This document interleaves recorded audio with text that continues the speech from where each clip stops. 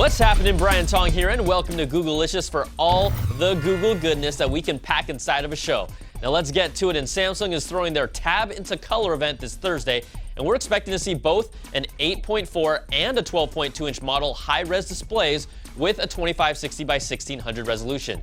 But even crazier, the unveiling of a 12-inch Ultra HD Galaxy tablet with a 4096 by 2160 resolution.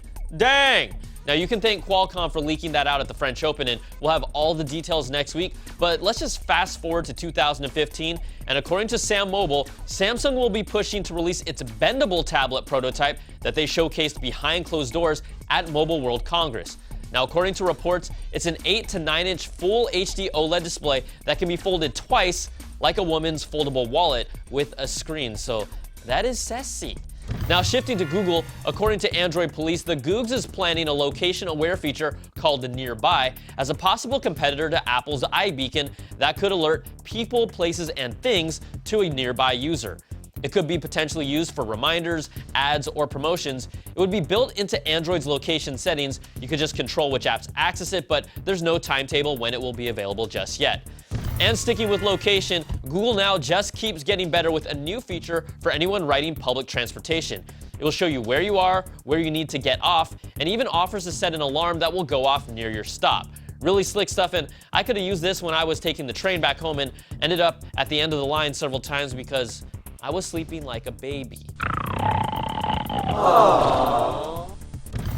All right, in YouTube news, Sony's E3 press conference announced that gamers will be able to directly upload game footage to YouTube later this year. Twitch and Ustream have been huge already, and this is really a no-brainer. And also, this gives me a moment to drool over the teaser trailer for Uncharted 4 again. If there's one thing I've learned in all these years, it's there's no such thing as a surefire plan. I don't really have an option here. You know that. Oh.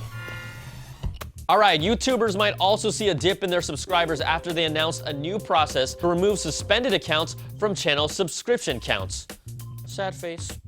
All right, guys, we still don't know for sure when Google Glass will be available for sale at retail stores, but EvLeaks says that AT&T will be one of the first retail locations to offer them.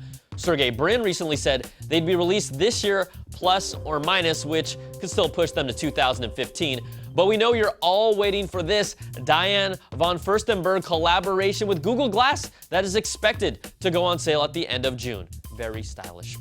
All right, let's get to the quick hits. VLC developers are currently working on implementing Chromecast support to its media player, according to GigaOM. In the next 4 to 6 weeks, other platforms like iOS, Windows, and Macs will also get support. And the UK, like the US, is updating its road laws and making preparations to accommodate self-driving cars to allow driverless whips to cruise their roads. So all we need to do is lower this guy, throw on some 19-inch rims, and add a spoiler. And I love this story. The Google Cultural Institute is partnering with hundreds of museums to allow more than 5,000 pieces of street art and 100+ exhibits to be preserved digitally. Now, street art can be temporary, but this Google Art project looks to keep some of these amazing pieces alive for us to look online. And what were you doing when you were 11 years old? Well, if you're 11 right now, you're watching this show. But I'm pretty sure you're not Audrey Zhang, who won Google's 2014 Doodle for Google contest for kids K through 12 with her colorful, detailed, and charming submission that tackles the world issue for the need for clean drinking water. The reward, a $30,000 college scholarship and a $50,000 college education technology grant for her school. Google even took it a step further and helped her animate it, and that's just awesome. But unfortunately, my submission over here was not considered. Actually, that's pretty good, Brian. Really, Mitch?